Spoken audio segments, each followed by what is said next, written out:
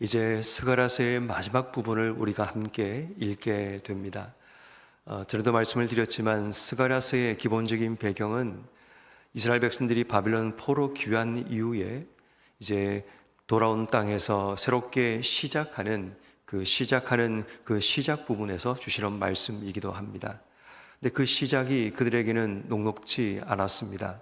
황폐화되고 무너진 성읍과 또 다시 땅을 일구고 다시 뭔가를 만들어 가야 되는 어려움이 늘 그들 앞에 찾아오게 되었습니다. 그래서 때로는 그들이 성전 건축을 하다가 포기하고 낭망하기도 했고, 또 그들 앞에 주어지는 현실 앞에 절망하는 그런 일도 일어나게 됩니다.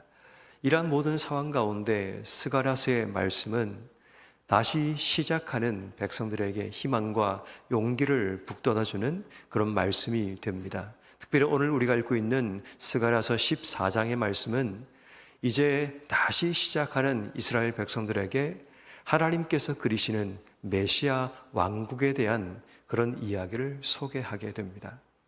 현실은 여전히 어렵습니다. 그렇지만 하나님께서 그들에게 회복의 은혜를 그들에게 보여주시게 되는데, 회복된 메시아의 나라, 메시아의 왕국은 이렇게 될 것이라는 하나님 메시지가 백성들에게 주어지게 됩니다. 그 시작이 오늘 본문 16절부터 19절까지에 나오는 바로 이 부분입니다. 16절 말씀에 예루살렘을 치러 왔던 이방 나라들 중에 남은 자가 해마다 올라와서 그 왕 만군의 여호와께 경배하며 초막절을 지킬 것이라. 자, 여기서 보면 예루살렘을 치러 왔던 이방 나라라는 이 나라들은 어떻게 보면 이스라엘 가운데는 원수의 나라들을 의미합니다.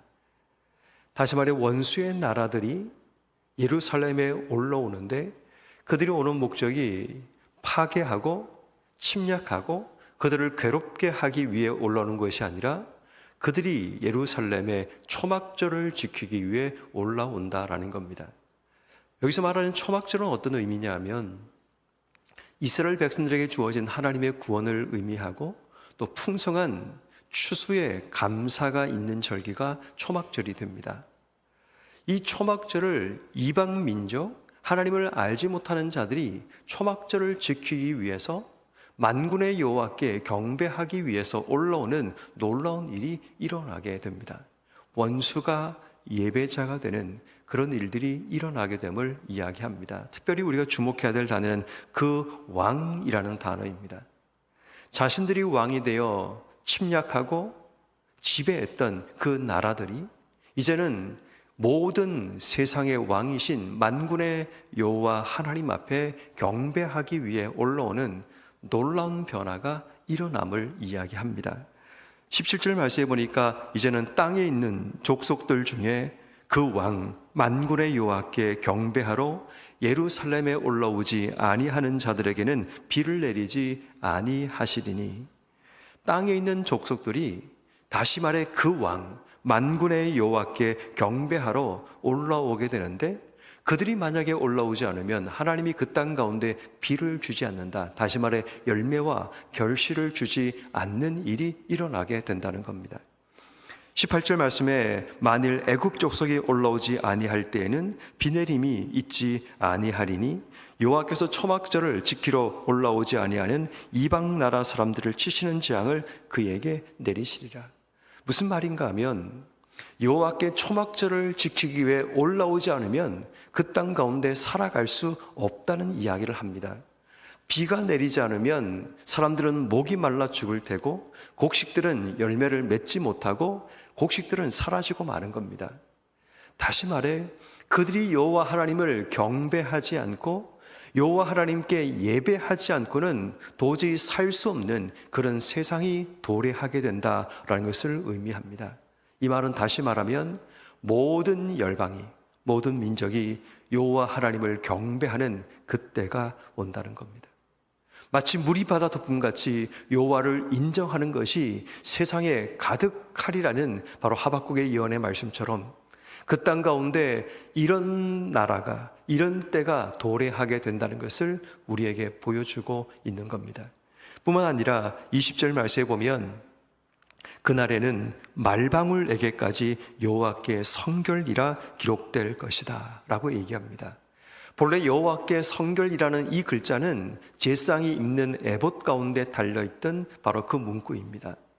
여호와께 성결이라는 것은 지금까지는 구별된 거룩함의 자리에서만 이런 여호와께 성결이라는 표식이 붙어 있게 됩니다. 그런데 여기서 말한 것처럼 말방울이라는 것은 말에 닿는 방울입니다. 말에 이름표를 붙이든지 말의 주인을 알려주는 말방울 같은 이런 하찮은 사소해 보이는 여기에까지 여호와께 성결이라는 글자가 붙어 있다는 말은 무슨 말인가 하면 세상의 모든 것에 거룩함이 세워진다라는 것을 의미합니다. 구별된 거룩함이 보편적 거룩함으로 바뀌어지는 것을 의미합니다. 그래서 그 뒤에 보니까 기록될 것이 여호와의 전에 있는 모든 솥이 제단 앞 주발과 다름이 없을 것이다. 그 뒤에 보니까 21절 말씀에 예루살렘과 유다의 모든 솥이 만군의 여호와의 성물이 될 것이다. 성물은 여호와의 전에 있는 것들만 성물이 됩니다. 그런데 이제는 예루살렘과 유다의 모든 솥이, 모든 물건들이 다 하나님 앞에 성물이 되는 그런 일들이 일어나게 된다는 겁니다. 다시 말해 세상의 모든 것이 거룩하게 바뀌어지는 세상, 그게 바로 메시아가 다스리는 세상을 의미합니다. 모든 쌍의 물건들과 모든 쌍의 만물이 여호와 하나님 앞에 거룩하게 변화되는 보편적인 거룩함이 이 땅 속에 깃드는 바로 그날이 메시아가 도래하는, 메시아가 지배하는 세상이라는 것을 우리에게 보여주고 있는 겁니다. 그리고 이제 마지막 한 가지만 더 얘기하자면 21절 뒷부분에 그날에는 만군의 여호와의 전에 가난 사람이 다시 있지 아니하리라. 가난 사람이라는 것은 이스라엘 백성들이 가나안 땅에 가서 만났던 우상을 대표하고 보여주는 우상 숭배의 전형을 의미합니다. 속되고 거룩하지 않는 자들, 그런 자들을 의미하는 겁니다.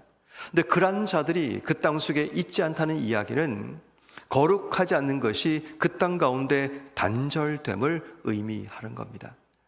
다시 말해 하나님께서 꿈꾸시는, 하나님께서 보여주시는 메시아 왕국, 회복된 세상에는 거룩함이 보편화되는, 그리고 모든 민족이 여호와 하나님을 경배하고 하나님을 왕으로 섬기고 살아가는 그런 일들이 일어나게 됨을 우리에게 말하고 있는 겁니다. 하나님께서는 현실 가운데 각박하고 힘겨운 삶을 살아가는 그들에게 하나님께서 그리실 메시아 왕국, 하나님께서 그 땅 가운데 이루어내실 회복의 나라를 그들에게 청사진으로 보여주고 계시는 겁니다. 우리 인생도 마찬가지입니다. 우리가 맞이하고 있는 현실과 삶은 참 여전히 힘들고 어렵습니다. 답이 보이지 않고 앞이 캄캄하기도 합니다. 그렇지만 우리 크리스찬들은 주어진 현실을 살아가기는 하지만 눈에 보이는 현실에 기대어 사는 존재는 아닙니다. 하나님께서 만들어 가시는 세상을 바라보고 하나님 주시는 소망 가운데 주신 삶을 살아가는 자들, 이 자들이 바로 크리스천들이라는 것을 기억해야 합니다. 그렇게 오늘 하루 삶을 사는 우리에게도 이 말씀이 하나님께서 주시는 소망과 회복의 말씀이 되어야 합니다. 그래서 우리가 오늘 이 새벽에 하나님께 기도해야 될 첫 번째 기도 제목은 우리의 삶의 모든 영역이 예배로 바뀌어지는 우리의 삶이 되기를 기도해야 합니다. 모든 원수들도, 애굽과 모든 열방들도 여호와 하나님을 찾아와서 그 왕이신 여호와 하나님을 경배하고 섬기는 것처럼 우리의 모든 삶의 자리에서도 우리의 삶의 모든 영역에서 예배가 필요합니다. 지금까지 우리의 예배는 제한된 공간과 제한된 시간 속에 우리의 예배가 행해졌다면, 주일이라는, 때로는 새벽이라는, 아니면 일정하게 내가 구별해 놓은 어떤 시간들이 우리의 예배의 시간, 또 우리가 하나님 만나는 시간이었다면, 이제 하나님께서 회복하실 그날에는 우리의 삶이 예배가 되고 우리의 삶의 모든 영역에서 여호와 하나님께 예배하고 여호와 하나님을 바라보는 바로 온전한 예배자로 세워지는 그 시간들을, 그 삶을 우리가 기도하며 준비해야 합니다. 다시 말해 제한된 시간에 하나님 만나는 우리의 삶이 아니라 우리의 모든 순간, 직장에서도 누군가를 만나는 그 삶의 시간들 가운데서도 내가 잠자는 시간까지도 우리의 모든 삶이 여호와 하나님께 예배로 세워지는, 그래서 만군의 여호와 하나님께서 우리 인생 가운데 내려주시는 비를 통해 내 삶이 촉촉하게 적셔지는, 내 삶이 열매를 맺고 내 삶의 갈급함이 채워지는 바로 그 은혜가 하나님과의 끊임없는 예배의 삶을 통해 내 삶 속에 나타나기를 우린 기도해야 합니다. 그러니까 삶이 온전히 예배로 바뀌어지게 되면 우리의 시선도 달라지고 우리의 삶의 두려움과 또 마음속의 불안도 사라지는 그런 일들이 일어나게 됩니다.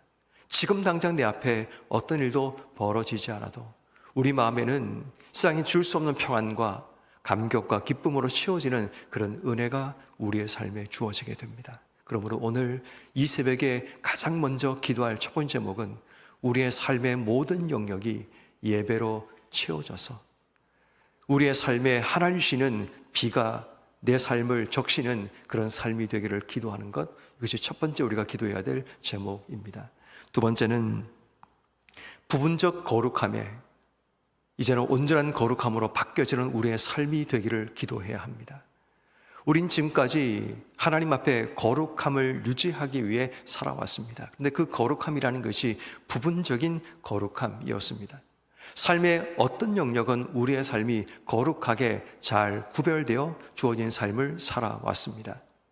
그렇지만 우리의 일반적인 삶의 영역 가운데는 내가 생각할 때는 하찮아 보이고 내가 볼 때는 그렇게 중요하지 않아 보이는 그 영역에서는 우리의 거룩함이 훼손되고 망가질 때도 있었습니다. 처음 만나는 사람들이나 또 안 믿는 사람들에게는 내 거룩함이 드러나기도 하지만 나를 잘 아는 사람들 앞에서는 내 거룩함이 드러나지 않을 때도 있었습니다. 특별히 가족들 사이에서, 때로는 내가 잘 아는 친한 사람들 사이에서는 내 속에 거룩함이 사라지고 어쩌면 거룩함이 없는 그런 모습으로 주어진 삶을 살아왔을 수도 있습니다. 그래서 우리에게 필요한 것은 부분적인 거룩함에서 온전한 거룩함으로 우리의 삶이 변화되는 것이 필요합니다. 메시아 왕국 가운데 하나님께서 말방울까지도 거룩하게 바꾸시는 것처럼 예루살렘의 일반인들이 먹고 사용하는 솥까지도 하나님께서 거룩하게 만들어 내시는 것처럼 우리의 삶의 모든 영역에서도 거룩함이 드러나고 거룩함을 보여줄 수 있는 우리의 삶이 되어야 합니다. 왜냐하면 누군가는 우리의 삶의 거룩함을 보고 있을 수 있기 때문입니다. 어느 분이 그런 얘기를 하시더라고요.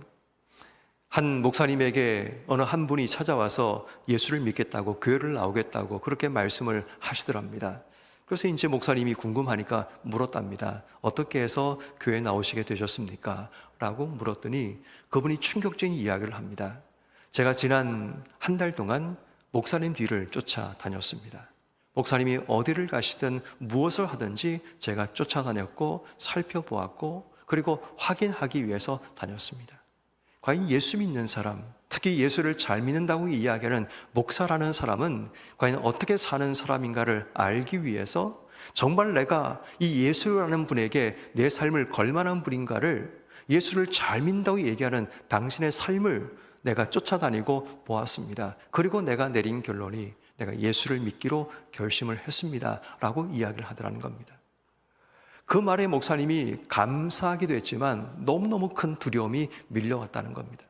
만약 내가 지난 한 달 동안 삶 가운데 내 삶이 거룩함을 잃어버렸다면, 남들이 보지 않는 사소하고 작은 영역에서도 내 삶의 거룩함을 잃어버렸다면 한 영혼이 지옥불로 던져지는 그런 일들이 일어날 수도 있었겠구나.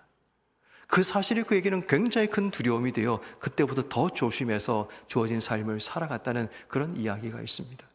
어떤 의미에서 여러분, 우리는 공개된 모든 사람에게 보여지는 거룩함으로 서야 될 사람들입니다. 우리는 알지 못하지만 누군가는 나를 보고 있고 누군가가 나를 살피고 있다면, 지금까지 우리의 삶이 부분적인 거룩함으로 살던 우리의 삶이 이제는 온전한 거룩함으로 바뀌어지는 그 계기가 바로 오늘이 되어야 합니다. 우린 잘 몰라도 우리 자녀들은 우리를 보고 있습니다. 우린 잘 몰라도 우리의 배우자는 우리를 보고 있습니다. 우린 잘 몰라도 우리의 가장 친한 친구들이나 직장 동료들은 나의 말과 행동과 나의 판단과 결정을 주목하고 있습니다. 그렇게 우리는 우리의 삶이 부분적인 거룩함으로 끝나는 삶이 아니라 온전한 거룩함으로 우리의 삶이 나가는 삶을 결단하고 기도하는 것, 이것이 바로 오늘 우리가 기도해야 될 두 번째 기도 제목입니다. 그리고 마지막 세 번째는 우리 안에 거룩함을 훼손하는 것들과 단절함이 필요합니다. 여호와의 성전에 가난한 사람이 다시 있지 아니하는 것처럼 우리의 삶을 더럽게 만들고 우리의 거룩함을 훼손하게 만드는 수많은 부정적인 말들, 긍정적이지 않는 생각들, 또 음담패설과 같은 그런 말들과 누군가를 모략하고 거짓말하는 그런 모든 것들, 내 입을 통해 내 행동을 통해 드러나는 수많은 거룩하지 않는 것들과 내 삶이 단절되는 거룩함의 결단이 오늘 우리에게 필요합니다. 삶을 살다 보면 이 정도는 괜찮겠지라는 생각들을 가지게 됩니다. 그런데 여러분, 이 정도는 괜찮겠지라는 그 생각 자체가 결국 우리의 삶을 결국은 망가뜨릴 수 있고, 그 사소해 보이는 그 작은 행동 하나가 우리의 삶을 힘겹게 만들 수도 있습니다. 그러므로 오늘 우리가 살아가는 삶의 자리에서 우리의 삶의 거룩함을 훼손하는 수많은 것들과 단절을 선언하고, 오늘 하루 하나님 앞에 성결, 거룩하게 주신 삶을 살기로 결단하는 여러분 한 분 한 분 되기를 주의 이름으로 축원합니다.